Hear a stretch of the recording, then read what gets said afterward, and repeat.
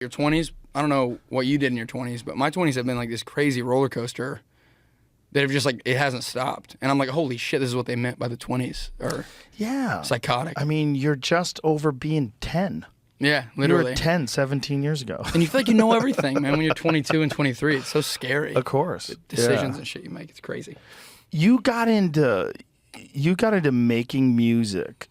Well, I'll say you were successful making music while you were still in the military, right? Yes. How old were you?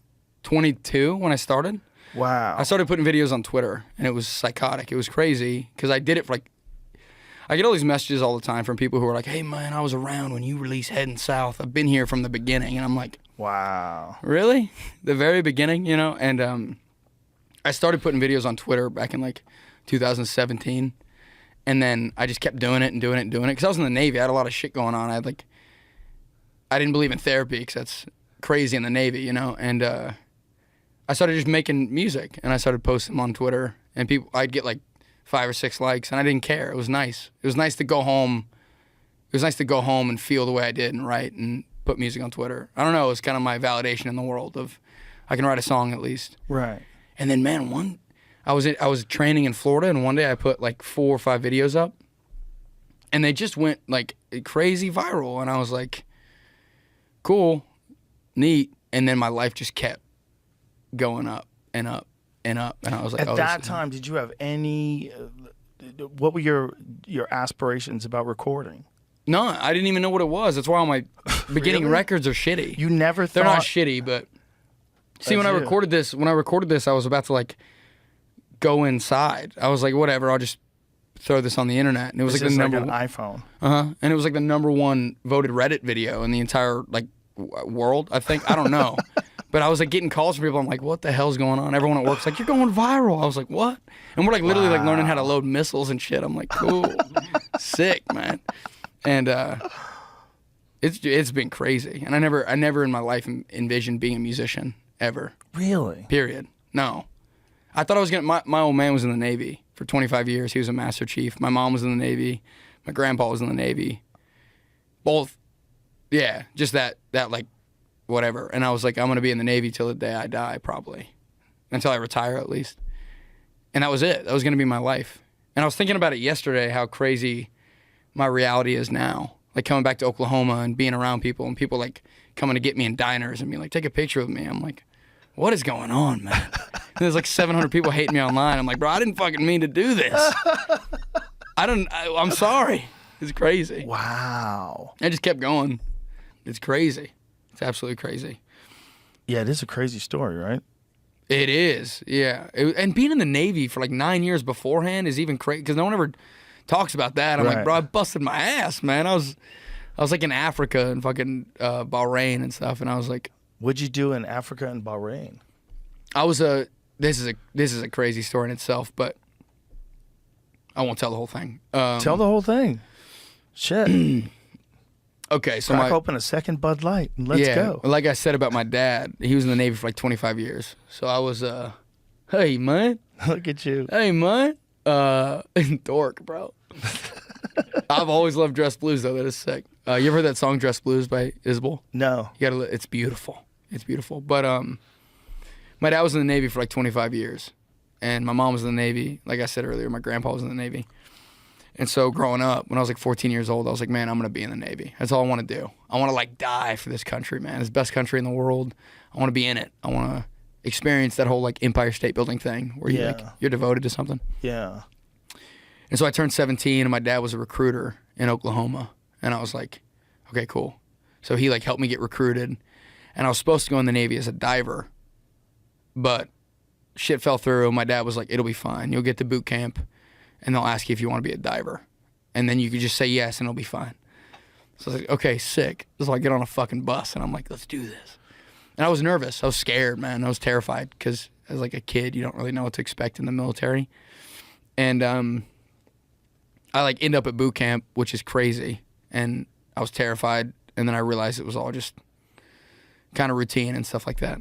And I got out of boot camp. Actually, no, that's not the whole story. I was trying to be a diver, and one day they were like, "Hey, you're gonna get to reclass what you're doing." And they gave me like 2 options. And it was like be a master at arms, which is like a cop in the military, or be a aviation ordnanceman, which is like the dudes who like load the bombs and things on planes. And I was pissed at my dad. I was like, what the hell, man? I thought you said I was going to get to be a diver. I called him. I'm like, dude, you suck, man. And so my buddies were all AOs, which in the Navy, they're all fucking made fun of because they're all like big old dumb idiots.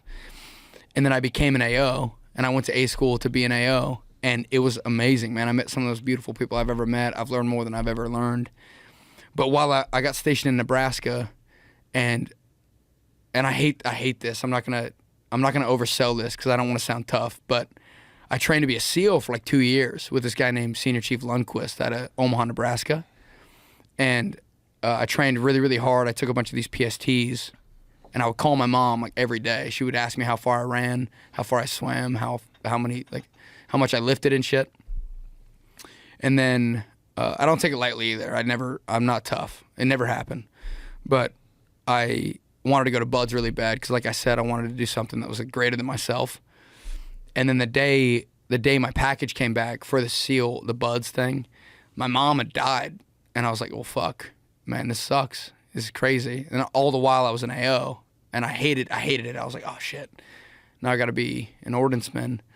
And when she passed away, I was like, man, I don't want to do that. I don't really want to pursue that. So I bitched out for sure. And I wish I wouldn't have sometimes, but like life is crazy. And my chief, who's like high ranking, he looked at me and he was like, man, you want to go out there and die or something? Why do you want to do this so bad? And I was like, I guess you're right. And it's one of those stories in my life where I look back and I'm like, man, if things would have been different, what would have happened? But she passed away, and then I moved to Washington to be an ordnanceman. And then as soon as I fucking landed in Washington, they sent me to the desert, this Bahraini desert, to like learn how to like build missiles and load missiles. It's crazy. And it was sick, man. It was beautiful. So you had to build missiles as in like load them, or as in like disassemble and reassemble? And this is different from EOD. There's explosive ordnance disposal, and then there's AOs, which AOs are kind of just like the little tiny baby cousin of, they're not even connected. EOD, there's some badass guys. AOs are just the dudes who build, load, arm, and de-arm the bombs that are on the planes that are taking off.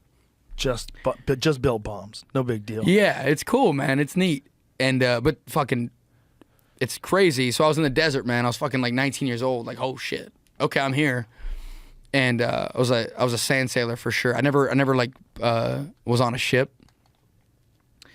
And so that was my first deployment, and I fell in love with it. I wanted to do it like always. I was like, this is amazing. I had this really great gunner. Gunner's like your officer above you.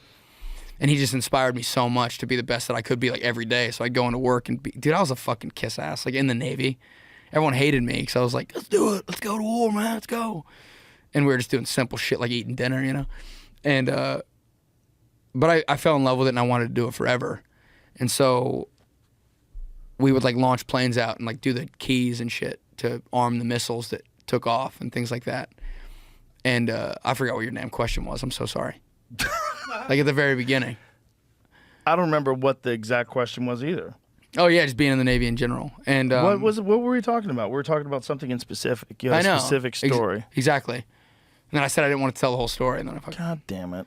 Oh, I was just saying that I was in for like 9 years, and no one ever talks about that shit now. And I was like, and then I went to Djibouti, Africa, which was crazy. That's right. I asked you about Africa, and I asked you about Bahrain. Yeah. That's what started it. Yeah. And then I was in Africa for like, dude, I've been in Africa for like a year of my life. I was deployed there twice. And it's like, I loved every second of it, because I'd wake up at 5 a.m. every morning and like go eat breakfast, go like load your plane, go eat lunch. What part of Africa were you in? Djibouti. And where's that? The Horn. It's like right on the edge, either top or, I'm gonna sound like an idiot. Was there a lot of wildlife? No, we were stuck on the base. Oh. The whole time. You can't even go off the base. It's crazy. Oh, it's really? called Camp Lumineer, yeah. And it's, wow. But it's cool though, because there's like 8 gyms, man, and like food. That's all you do, and you're happy as fuck because it's so simple. That is wild. And you go to breakfast, work out, go do your job, work out. That's what it looks like there? No way. Not where you were, probably. Yeah, man, a little shittier where we were, man. It's cool. And so you're just on the base, and that's it. Yeah, and then every more like whether there's like cluster bombs or whatever, you'd go assemble them or load them and shit, and it was really crazy.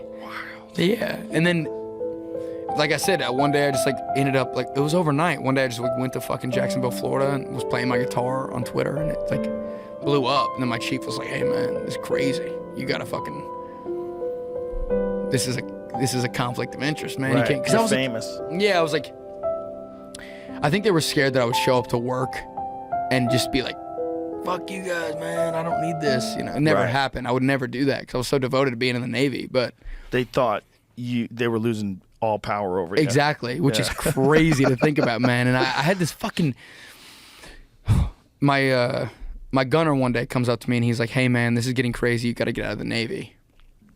I'm like, "Okay, whatever. Do I have to?" And he's like, "Yeah." And I was like, "I'd rather not." And he's like, "Okay, too bad." And then he was like, "Okay, you'll be out of the Navy next week." And I'm like, "That's crazy. All right, been doing this for 8 years now." And then it took 8 months to process me out of the Navy. And it was crazy because every day I would go into work and think like, "Oh, this is my last day in the Navy. Cool. For 8 months. This is my last day. You got to work as hard as you possibly can, man. Make it count, make it count, make it count." And every day I'd go in and just bust my ass. And then, dude, like 6 months in, I'm like, I'm in the fucking Navy forever, man. Sounds good. Jesus Christ. Why is that? Is that just standard for paperwork? It's never happened.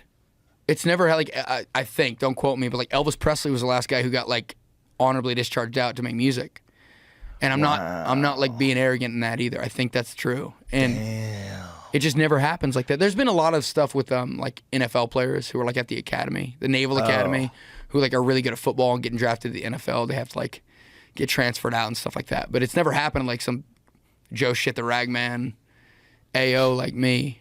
And that's when I knew it. That when my gunner called me that day and he's like, "Pack your bags," I was like, holy, this is that serious. I called my dad. I thought he was going to be disappointed because he was a Master Chief and stuff. And I was supposed to be a Master Chief. My dad had like a bottle of whiskey when I was a kid that said Master Chief Bryan on it for me when I made Master Chief. So I thought when I called my dad, he'd be disappointed. But he was like, "Hey, man, come home. Do it." And I thought it would flop. I thought it'd be nothing in a year. But you were already successful online. Yeah, exactly. So, but I never like played a show or anything. And then we went like I got. Do you remember your first one? Oh yeah. What was it? It was the pageant in St. Louis, Missouri. How many people? It wasn't the very first one. This is unfair to say. Like my best friends in Washington when I was in the Navy, I used to play at this place called. I used to play like shitty acoustic sets at this place called Off the Hook, where like all the sailors went like on the weekends and shit. They had like, and my best friends Austin and Kramer, they used to come to the bar and watch me. These two fucking dudes just looking at me play, and every time I'd finish a song, they'd clap for me, man, because they're real friends, you know. And that was like the very first show I ever played. But the pageant in St. Louis, I got out of the Navy, and here's what's weird for me, because musicians have I'm talking way too much. I apologize. No, you're not at all. Musicians have usually a pipeline, which drives me crazy. I don't know why, but they have a pipeline of like, "Oh man, I played the small bars, and then I played the bigger small bars, and then I played the bigger small bars. Then I went to medium venues, and then I went to bigger medium venue." And they have this like thing where they're proud of it, of course, which I would be too. That's a journey. But when I got out of the Navy, I was already like there. So I like hopped on a fucking tour bus. So like, "Hey, you're going to the pageant in St. Louis. Play." Wow. How many people is that? I think 2,000, 2,500. Wow. Which was crazy for me because I never played a show. And people blame me a lot for this shit. Like they get mad at me. And I'm like, bro, I didn't fucking do this. I didn't mean for this to happen. And why are they mad at you? I agree. And it freaks me out too. And I just like, I wish I could just like talk to people and be like, "Hey,